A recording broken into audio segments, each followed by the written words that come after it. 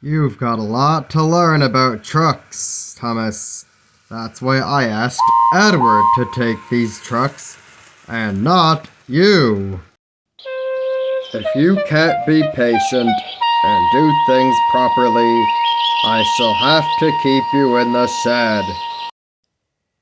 No, sir. Please. I want to be a really useful engine.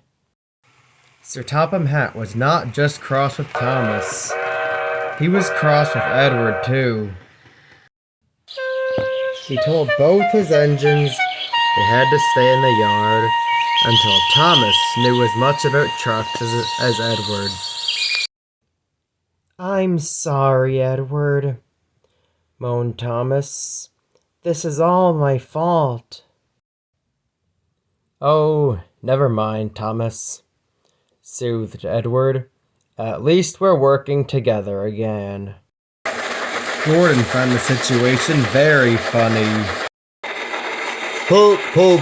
Careful with the trucks today, little Thomas. This made Thomas cross, so he banged the trucks hard. Be careful, Thomas, warned Edward. Trucks don't like being bumped. They will pay you out. Soon Thomas was very familiar with shunting the different trucks and coaches and passenger cars for the engines. Then, one wet and rainy morning, Thomas had brought the first express to the platform. Well, the coaches for the first express. He waited and waited, but an engine didn't come. The passengers began to say what a bad railway it was. Edward, who's meant to be taking this train? Henry. Thomas snorted. Huh, leave it to Henry to be always late. I'm gonna go give him a piece of my mind. Thomas, wait! Called Edward. You have to stay in the yard.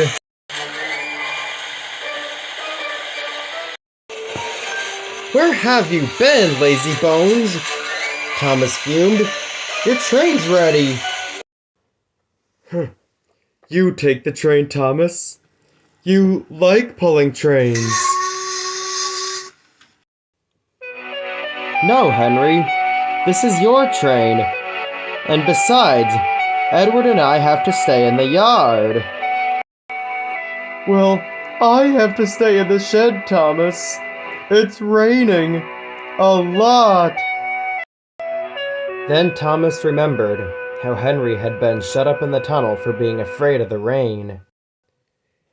It's only water, Henry, Thomas smiled. See, it washes right off. Henry plucked up courage. Like I put in my boiler? Yes, Henry, smiled Thomas. Like you put in your boiler. Your passengers are waiting, Henry. Come on. Slowly but surely, the big green engine slowly puffed into the rain. And he was happy to realize that the rain didn't ruin his paint. It just washed right off. And the two friends, both laughing, made their way to the station.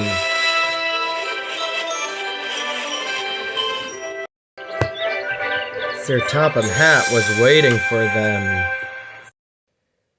Thomas, I told you not to leave the yard, and you did.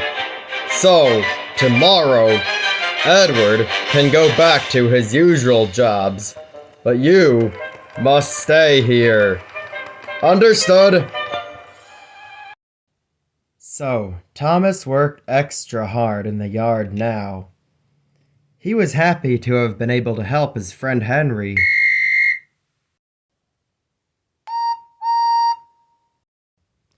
And besides, he wanted to learn as much about trucks and coaches to be a really useful engine.